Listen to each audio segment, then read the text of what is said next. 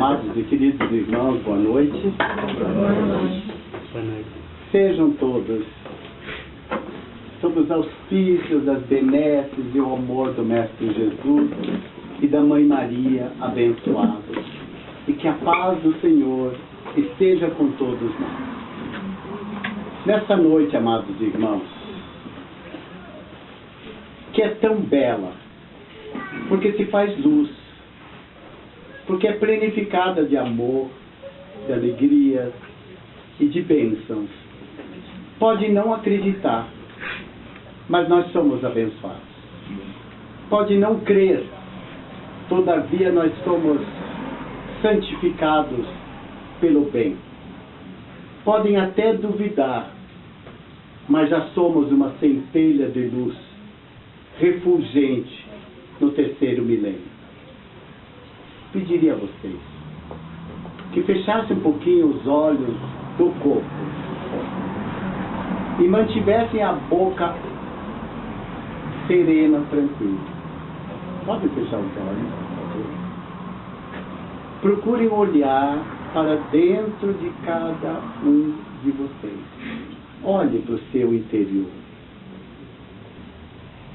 Olhe-se com aquilo que você é. Procure ver-se, sentir-se. É como se você se tocasse. É como se você visse sua alma, não triste, mas uma alma bendita, uma alma sorridente, uma alma que aqui está, não tanto para receber, mas muito mais para ofertar.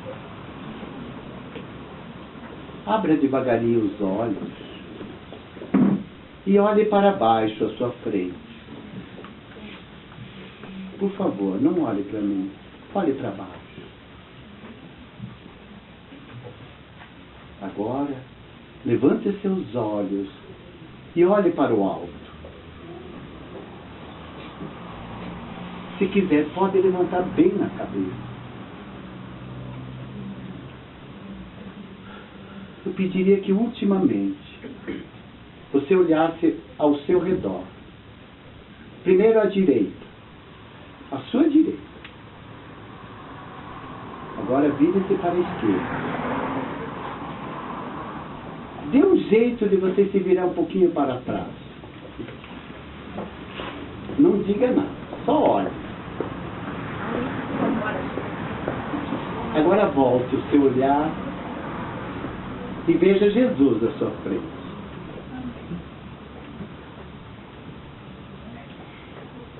Quisera trazer, amados irmãos, o olhar de Jesus e de Maria nesta noite.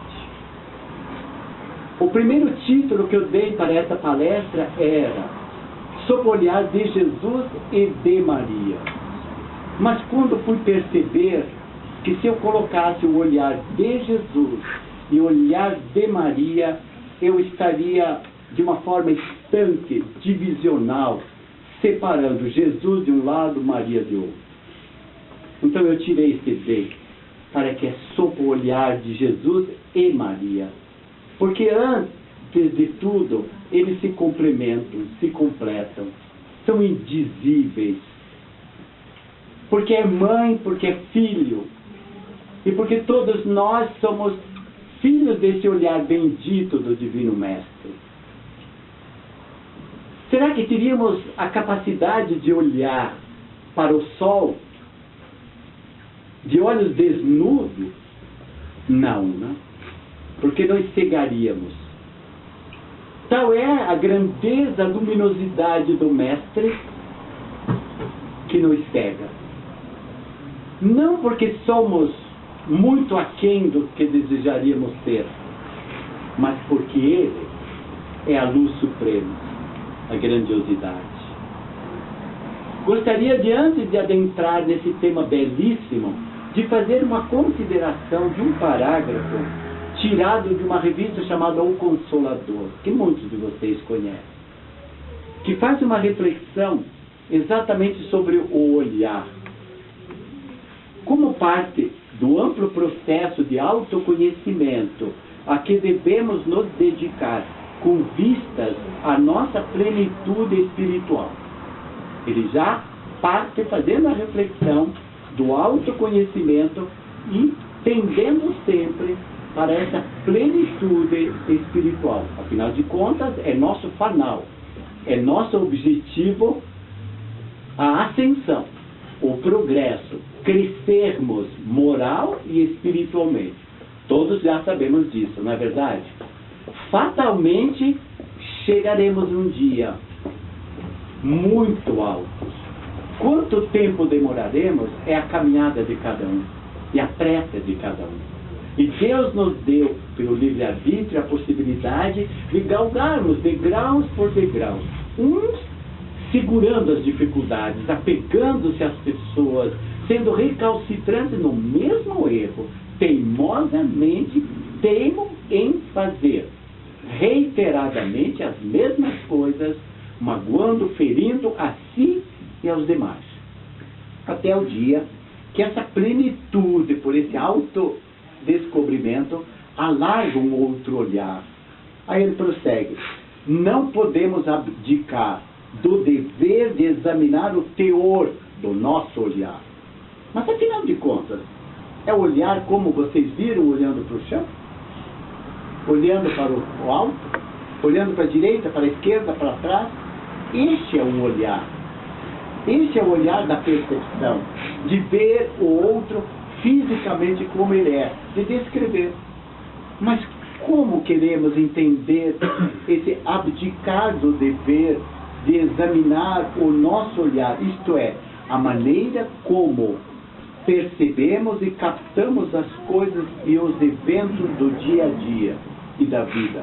Afinal de contas, o teor de olhar de uma pessoa revela ou sinaliza o que de fato reside nas profundezas do seu ser. Em outras palavras, o nosso olhar é o reflexo da nossa essência.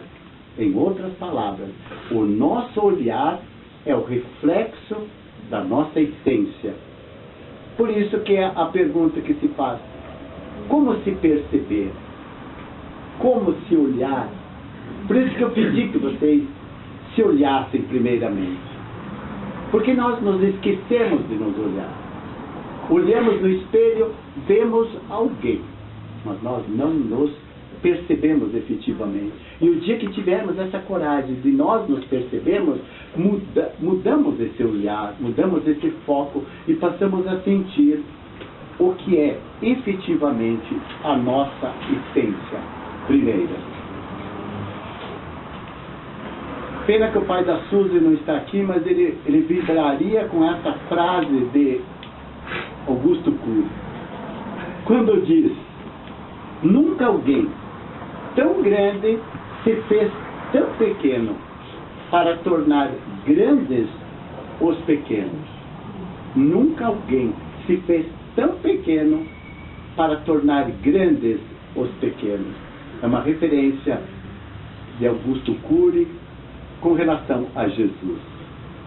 Hoje, numa das belas mensagens que manda para o WhatsApp, alguém me mandou: tudo bem que você espalha, volta para você. E o contrário também.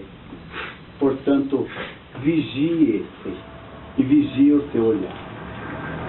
Que coisa linda, né? Prosseguindo. Como chegamos a Jesus? Vamos na história um pouquinho. Jesus, o ser mais perfeito que Deus ofereceu aos homens para servir de modelo, servir de guia, ser referência de Jesus. Haja vista que ele disse: ninguém vai ao Pai senão por mim. O Pai e eu somos um. Então ele não disse que é Deus. Ele disse: ninguém vai ao Pai. Deus e eu somos um. Por quê? Porque Jesus se fez o modelo e guia de Deus. O espírito de maior grau ou patente evolutiva que já encarnou na Terra. Segundo a doutrina espírita, Jesus é o administrador, o governador do planeta Terra, tanto de todos os seus habitantes, encarnados quanto desencarnados. É Ele o administrador, é Ele o governador. Sob a sua tutela estão todos os espíritos existentes, todos, neste órgão. Trata-se de uma entidade espiritual, mas de uma altíssima moral, cujas faculdades morais e espirituais jamais poderíamos definir na nossa linguagem. Faltam-nos, não adjetivos, falta-nos exatamente a essência do verbo e dos substantivos para definir Jesus. Todavia, há um livro sobejamente conhecido, muito propalado, chamado Há 2000 anos, de Emmanuel, que muitos já leram. Na narrativa desse romance, aparece uma personagem chamada Lívia, de um espírito de escola, de uma alma sensível, que percebeu Jesus, que viu em Jesus a sua possibilidade de ascensão, mas casada com um senador, um procônsul romano, chamado Públio Lentulus. E no livro, Há 2000 anos, aparece a reação de Públio Lentulus, que seguia à distância os passos de Jesus. Mas como procônsul, senador, representante de Roma, odiado pelos judeus, ele não se aproximava. Mas sutilmente permitia que a sua amada Lívia seguisse Jesus. Até o dia que a filha chegou e, desesperado, Públio Lentulus se humilhou, entre aspas, e pediu a Jesus. O que Jesus lhe respondeu: a sua filha está curada por uma súplica da sua amada esposa. Quer dizer, não era pela importância dele, mas pelo grau de virtude de Lívia. Passado um tempo, ele, como procônsul de Roma, ele teve que prestar contas daquilo que acontecia na província. E ele descreve para o nobre romano o seguinte: apareceu e vive estes dias por aqui um homem de singular virtude, que seus companheiros chamam de Filho de Deus. Cura os enfermos, ressuscita os mortos. Ouçam, é belo de figura e atrai os olhares. Seu rosto inspira amor e temor ao mesmo tempo. Seus cabelos são compridos e louros, lisos até as orelhas, e das orelhas para baixo crescem crespos anelados. Divide-os ao meio uma risca e chega-lhes aos ombros, segundo o costume da gente de Nazaré.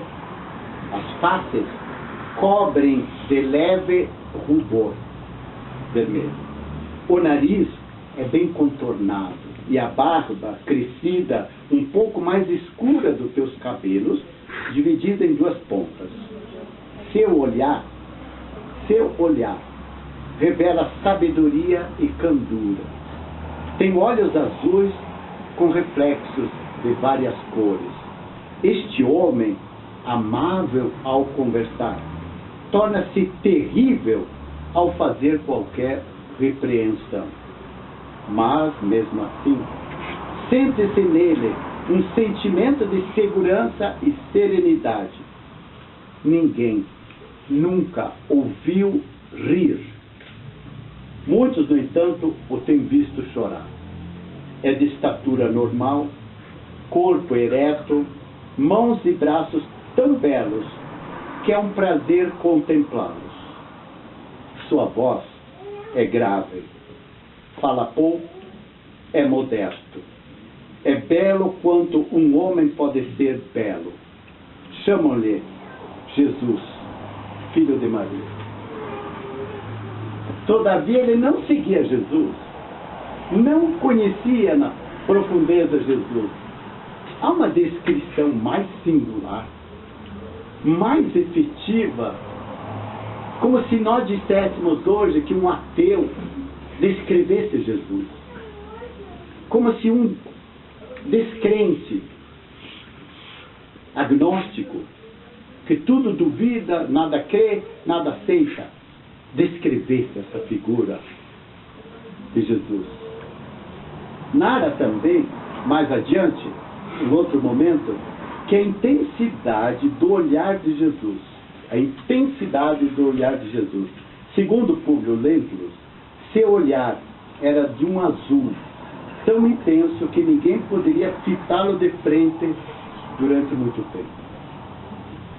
Talvez uma ou duas vezes esse procônsul romano tenha visto de frente a frente Jesus, mas ele marcava. Era ao mesmo tempo como se fosse um paradoxo, como ele diz, amável ao conversar e muito terrível ao repreender. Por quê? Porque Jesus percebia o âmago, sabia das intenções, via o que havia dentro de cada um. Por isso é que nós falamos no início, vamos nos olhar interiormente, vamos nos perceber, sentirmos quem nós realmente somos, porque não conseguimos tergiversar, tampouco enganar, tampouco dissimular Jesus. Por isso é melhor sermos simples, permitirmos-nos que a pureza da nossa alma, que o nosso coração puro, provindo de uma mente limpa e destituída de pré-julgamentos, de conceitos, de julgamentos terríveis e de condenações, possa nos permitir uma vida mais leve, mais solta, mais calma, mais serena. Enfim, esse olhar compassivo e amoroso de Jesus. Ah, Jesus, olhar compassivo, olhar manso, a fim de esquecermos a viciosa preocupação com o arqueiro, e por vezes aparece no campo visual dos nossos irmãos de experiência. Para quem não entendeu, há muita preocupação nossa de enxergarmos o cisco no olho do irmão, um minúsculo. Eu lembro assim tantas vezes quanto professor, principalmente de 5ª ou 8ª série, em que as meninas brincavam de tirar alguma coisa debaixo do olho. E aquela é uma imagem simbólica para dizer, preocupamos-nos em enxergar no olho o menor cisco, mas esquecemos de olharmos que dentro de nós tem uma trave, ou seja, de uma árvore enorme, um tronco enorme, que nos impede, exatamente. Por isso o mestre jamais deteve na faixa escura dos companheiros de caminhada humana. Jamais ele se deteve, pelo contrário, ele mergulhou, foi adiante. Gostaríamos de lembrar que Jesus, durante todo o seu Evangelho, por isso que nós devemos estudar o Evangelho, para sentirmos Jesus, para vermos Jesus, para compreendermos Jesus, para passarmos a amarmos Jesus, para conseguirmos só pronunciar este nome, Jesus. A nossa alma já se plenifica de satisfação. É como se o nome Jesus fosse para nós, e é o nosso roteiro, nosso guia, nosso modelo, e nos faz despertarmos. E por isso mesmo, imaginemos 5 personagens do Evangelho. Primeiro, o cego de Jericó, chamado Bartimeu, que no meio da multidão perguntou, o que está acontecendo para mim? E até os discípulos de Jesus, fique quieto, não perturbe o mestre, tentavam calá-lo. Até que Jesus, já sabendo, alguém está clamando por mim. Alguém está me vendo, mesmo que os olhos físicos não me veem. Ao que não encontra o homem inutilizado pelas trevas, mas sim o amigo, encontra o amigo que poderia tornar a ver. Desse modo, a visão que passa, de novo, a enriquecer-lhe a existência, é o presente do Mestre. Segundo, quem já não ouviu falar de Maria de Magdala, Maria Madalena? Depois eu vou falar um pouquinho mais. Não enxerga a mulher possuída pelos gênios da sombra, mas sim a mulher pecadora, irmã sofredora, e por esse motivo restaura-lhe a dignidade própria, nela plasmando a beleza espiritual renovada. Ele transmitiria mais tarde a mensagem mais sublime da ressurreição, porque foi a privilegiada de ser a primeira a ver Jesus ressuscitado. O terceiro personagem, Zaqueu, tão baixinho de estatura, que no meio da multidão jamais ele conseguiria ver Jesus. Tomou a iniciativa, foi à frente, subiu numa árvore, e lá do alto, o Mestre passará por aqui. Não deu outra? Quando Jesus, passando por baixo daquela grande árvore, levantou o olhar e pedia a vocês que levantassem os olhos. Desce daí, Zaqueu. Hoje mesmo estarei na sua casa. Observe o olhar de Jesus percussiente, penetrando e vendo. Não adianta nos escondermos. O que aconteceu com Zaqueu? Que era cobrador de impostos, odiado. Será que gostaríamos de encontrar um cobrador do imposto de renda nosso, batendo a nossa porta? Imagine naquela época. E Jesus o transforma em missionário do progresso, enganado pelos desvarios da posse, e por esta razão devolve-lhe o raciocínio. E Zaqueu passa a seguir Jesus. Quarto, poderíamos falar de Simão Pedro. Ah, Simão Pedro. No dia da negação não se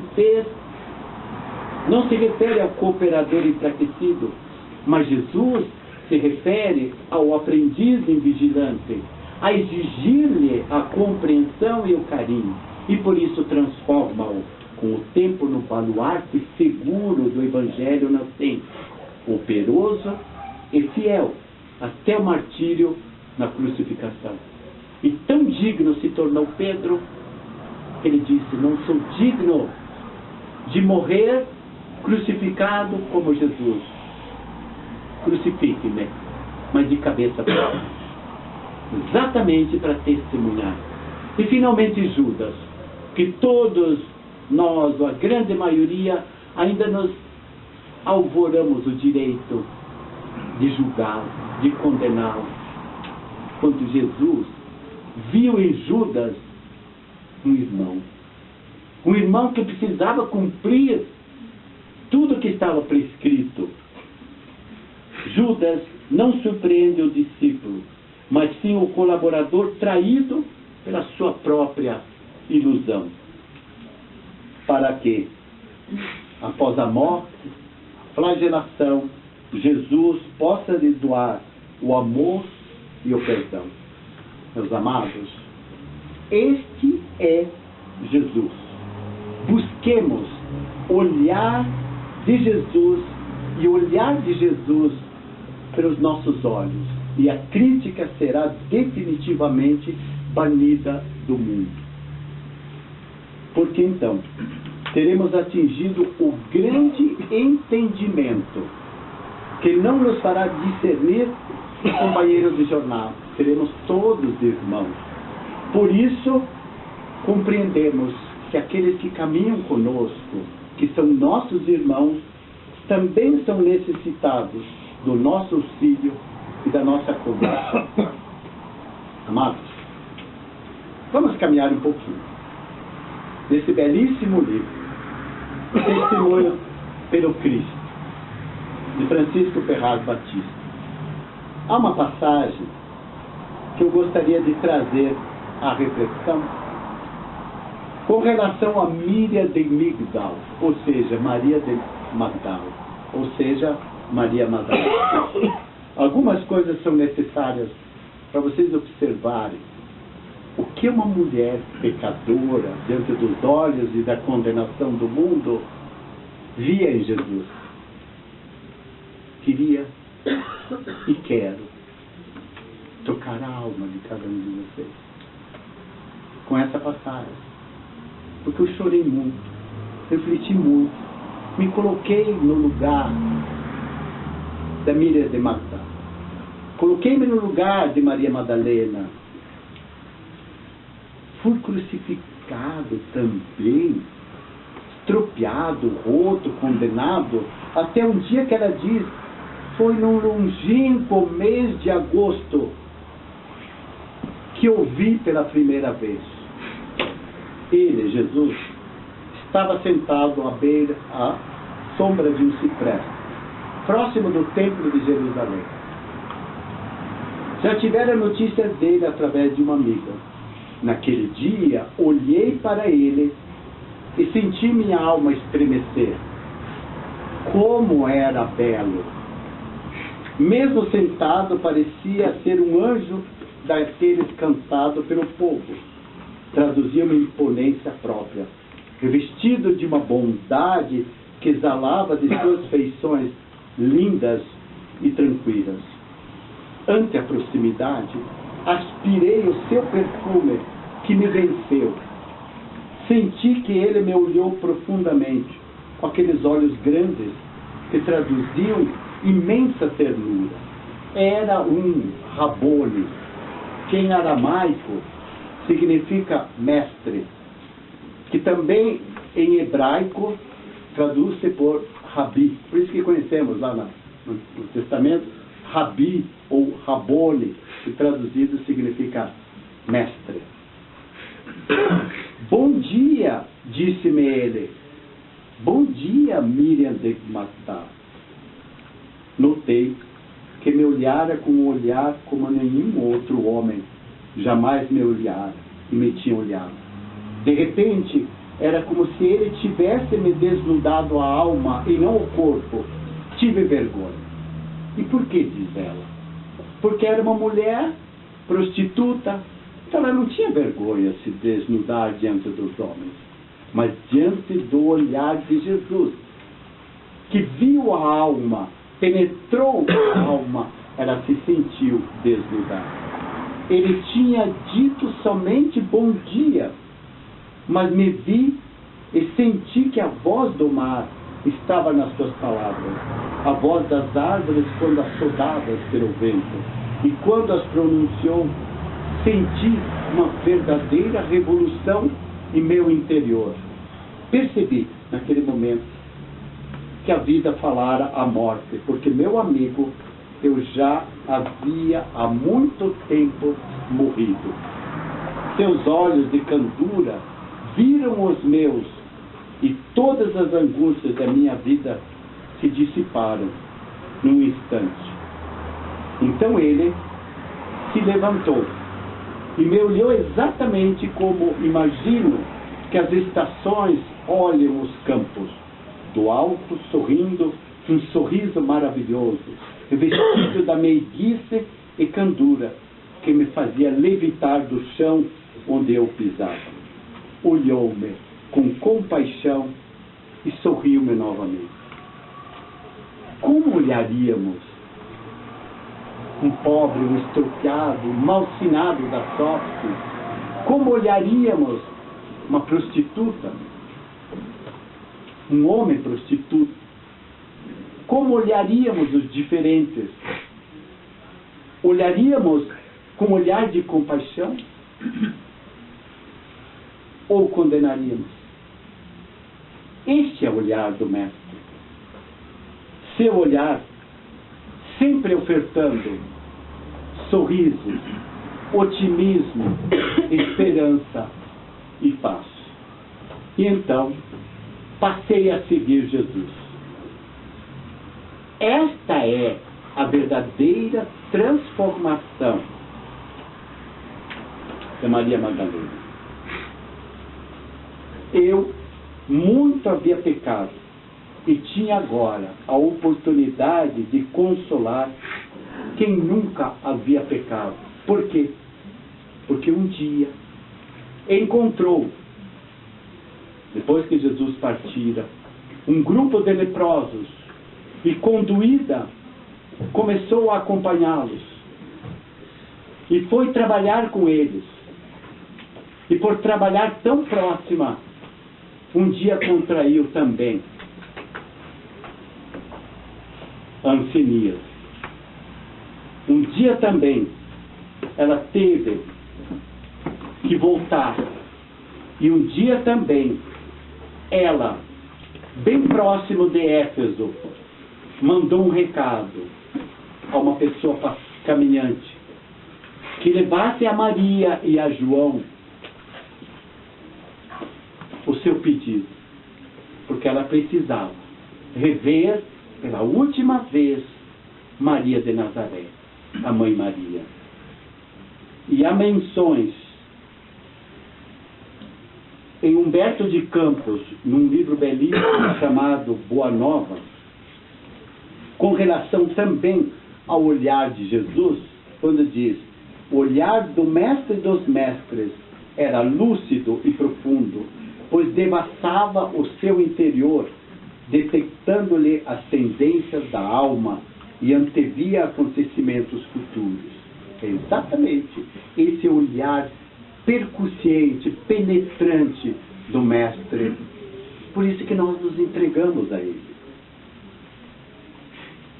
Esclarece, a propósito, o referido mentor da citada obra, Boa Nova, que Maria de Magdala, no final da sua vida, já duramente atingida pela moléstia da hanseníase contraída no Vale dos Leprosos, onde passara a viver após a crucificação do inolvidável mestre, teve o mérito de receber uma dádiva extraordinária. Então diz Humberto de Campos: em dado instante, observou-se que seu peito, de Maria de Magdala, não mais arfava, não mais pulsava. Maria, no entanto, experimentava a consoladora sensação de alívio. Sentia-se sob as árvores de Cafarnaum e esperava o mestre. As aves cantavam nos ramos próximos e as ondas sussurrantes vinham beijar-lhe os pés. Foi quando viu Jesus aproximar-se, mais belo que nunca. Seu olhar tinha o reflexo do céu e o semblante trazia um júbilo indefinível. O mestre estendeu-lhe as mãos e ela se prosternou, se ajoelhou, exclamando como antigamente: Senhor! Jesus recolheu-a brandamente nos braços e murmurou: Maria, já passaste pela porta estreita, amaste muito, vem, eu te espero aqui. Será que precisaríamos melhor que isso? Viver em pecado, viver em erro, tripudiar, fazer coisas erradas, chafurdar-se no erro, todos nós já passamos, meus amados irmãos. Todos, sem exceção nenhuma. E hoje ainda erramos, mas com menos frequência e menos intensidade, porque temos mais compreensão. E rogamos que os braços amorosos de Jesus possam um dia também nos estreitar em seus braços e nos levar, como Ele levou a sua mãe bendita em seus braços, para o alto e glorificou aquela que na vida for exatamente um exemplo de alegria e de bondade. Maria, um exemplo de alegria e de bondade, de perspicácia e de compreensão, de percepção do outro, da clareza de que todos prescindiam do seu sorriso. Por isso, ante a rogativa de Inácio, aquele menininho, como disse no sábado, na palestra, que foi tomado por Jesus nos braços quando ele tinha 4 aninhos. E serviu de ponto de referência quando Jesus disse: se não fordes como este menino, não entrareis no reino dos céus. Ou seja, com a pureza da alma. Inácio pergunta à mãe bendita: mas mãe, nenhum sentimento ainda guardas de rancor, de mágoa contra Judas, que traiu, que condenou? Não, não traiu nem condenou, mas que se pôs a serviço desse julgamento e dessa condenação. E Maria, num gesto grandioso, lhe diz: Inácio, meu filho, ainda não podemos confiar muito em nós, porque de maneira frequente ainda nos falta critério para analisar os fatos da existência. Ainda temos pouca luz e nos perdemos por negligência porque não avaliamos a nossa cegueira interior. Por isso que eu perguntei e pedi súplice para que você se olhasse no interior. E também dissemos mais, que não somos um poço de trevas, de mágoas, de rancores, de ódios. Temos sombra, sim. Temos necessidade. Temos carência. Como diz Maria, não podemos ainda confiar em nós mesmos, porque temos pouca luz.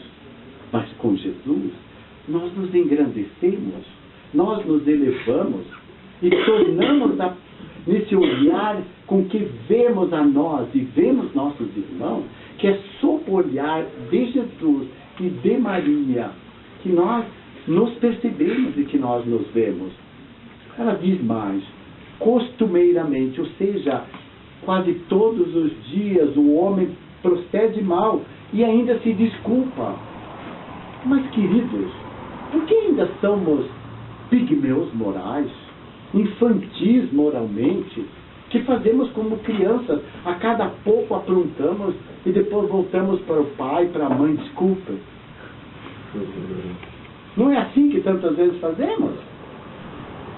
Quando o católico era grandioso, era belo, você apronta, vai lá, se confessa, comum, está tudo salvo.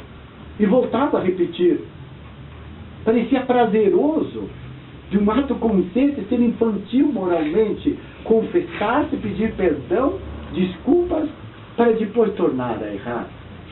Quando na realidade, em sã consciência, de uma maneira mais adulta, mais consciente, seria muito melhor dizer: agora eu vou deixar de afrontar mesmo comigo.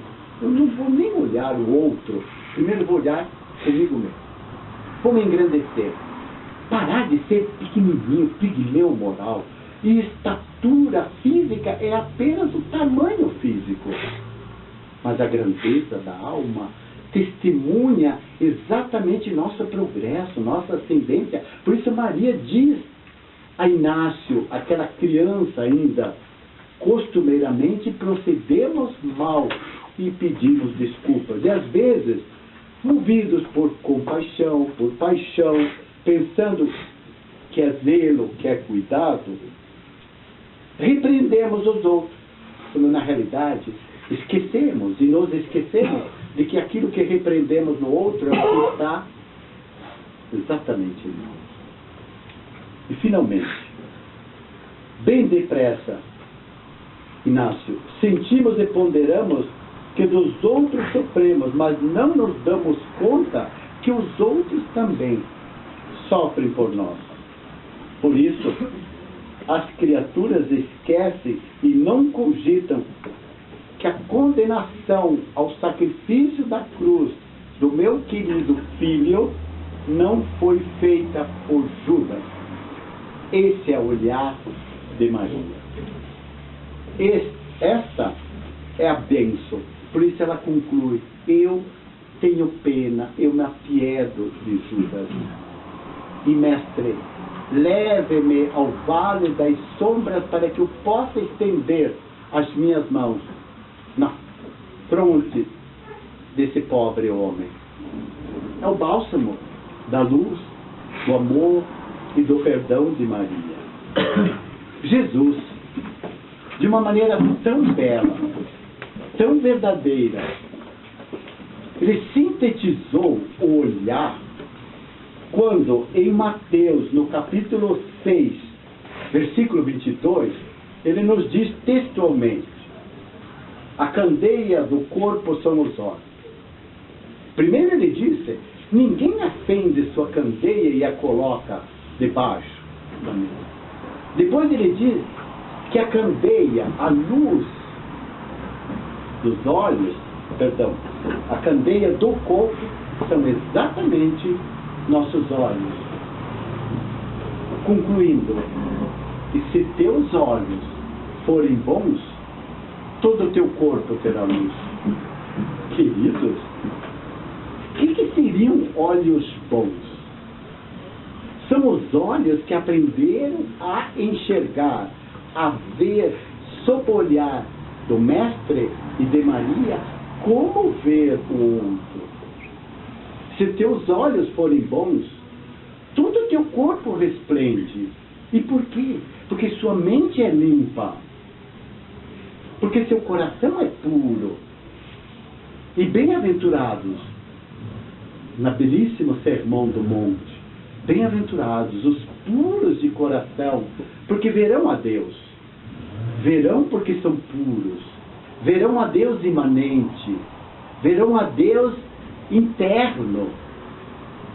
Por isso saúdo o Deus meu interno com o seu Deus. Não Deus diferente, o Deus interior de cada um, que se comunga, que se perpassa, porque se faz luz, como luz era a grandeza do olhar do Mestre, como amor, piedade, alegria, bondade, compaixão, acolhida, foi o olhar de Maria. Que belo exemplo! Se teus olhos forem bons, todo o teu corpo será luz. Emmanuel também nos diz, na mesma obra Boa Nova, uma frase pequenina, mas suficiente para resumir o olhar. Olhos, patrimônio de todos. Olhos, patrimônio de todos. Todos nós sabemos o que é um patrimônio. Quando passa a ser a história, quando passa a ser tombado, ou seja, ninguém pode tocar, deve se preservar. Olhos, patrimônio de todos. Porque são janelas da alma. Porque são reflexos do nosso coração. Porque nosso coração luminoso, belo, esplendente, transcende luz. Todavia, temos diferentes olhares. E é preciso percebermos os olhares diferentes. Eu vou enumerar alguns. Enquanto isso, vocês pensam, só para chegarmos à finalização dessa reflexão. Primeiro, olhos de malícia. Criança não nasce com olhar de malícia. Criança nasce pura. Por isso o Evangelho, a doutrina nos diz, nascemos simples e nascemos ignorantes, destituídos de todas essas vaidades, desses atavios, dessas amarras, como antigamente colocavam na criança recém-nascida os coelhos, deixavam enrodilhado por 40 dias, podiam até jogar a criança. Já passamos por isso, né? E o que acontecia? Hoje, a criança nasce, não colocam mais essas ataduras, mas já colocam brincos, enfeites, de tudo que é jeito, para marcar exatamente. E marcam a criança com o olhar da malícia. Vulgarizam a pureza, o amor, a angelitude, que deveríamos nós adultos transformar o olhar de malícia em um olhar de benevolência. Afinal de contas, se teus olhos forem bons, todo o teu corpo terá luz. Existe o olhar de crueldade, que mata. Existe o olhar de ciúme. Existe olhos de ferir. Não preciso nem explicar. Não preciso nem explicar. Olhos de desespero, olhos de súplica, olhos esbugalhados como uma criança diante de um benzarrão de 2 metros. Não bastasse a estatura ainda para isso. Agride, verbaliza a ira. Esbugalhamos desesperadamente os olhos. Olhos de desconfiança. Porque não acreditamos mais no outro. Olhos de atrair a viciação, os vícios, a maldade. Olhos de perturbar. Ao invés de acalmar. Olhos de registrar males alheios. Porque são olhos, até fazem um verbo. Estou te vendo, estou te marcando, você não me escapa. Eu já vi muita gente fazendo isso para mim. O que eu faço? Faço o que vocês fizeram agora. Sorrir. É devolver a outra face diante do insulto. Já, como diz o meu irmão, já não devolvo. Eu abençoo o meu agressor. Eu abençoo aquele que me insulta. Eu devolvo olhares de ódio, de condenação, de ira e de desespero, um olhar de amor. Porque também tem olhos de desencorajar as boas obras. Só um olhar já te mata. E finalmente, olhos de frieza, olhos de irritação, olhos que não querem ser como os olhos do Divino Mestre Jesus. Amados, será que se chegamos à compreensão de penetrar em nosso imo, em nosso íntimo, e realmente nos enxergarmos? Mas pararmos de nos condenarmos, de nos julgarmos pequenos, olharmos-nos como filhos e filhas de Deus, merecedores da compaixão, da piedade, como Maria teve, como Jesus teve, que soergueu os fracos, que consolou os aflitos, que curou os enfermos, que restituiu a visão física, que deu-lhes os movimentos para andar, que os libertou da obsessão, que os purificou pelo exemplo, pela grandeza do seu olhar. Porque Jesus era belo, era amável, era compassivo, era manso e humilde, que o compararam a um cordeiro que foi levado para ser imolado.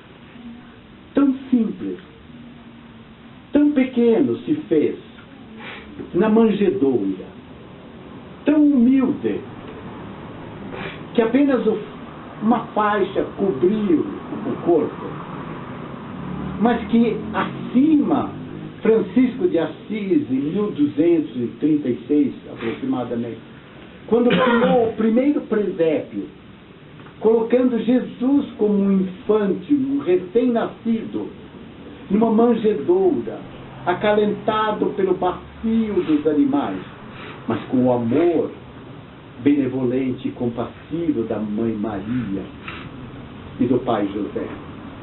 De um grupo de pastores, também escreveu acima, e paz na terra, aos homens de boa vontade.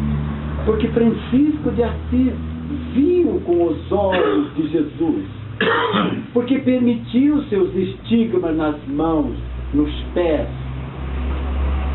guardou o estigma da chaga no peito como Cristo, e passou, como Paulo de Tarso, a ser um, como Jesus disse, o Pai e eu somos um. E Paulo de Tarso e Francisco de Assis, e beneméritos espíritos de escola, que estão presentes em nosso meio no orbe, são luz para o mundo. Vem o mundo sob esse prisma, sob esse olhar do Mestre. E passamos gradativamente a usufruir dessas promessas do Mestre, a tal ponto de dizer, doravante, não sou mais eu que vivo, é o Cristo que vive em mim. Que o olhar do Mestre, que o olhar de Maria nos abençoe. E que a paz do Senhor esteja com todos vós. Que assim seja.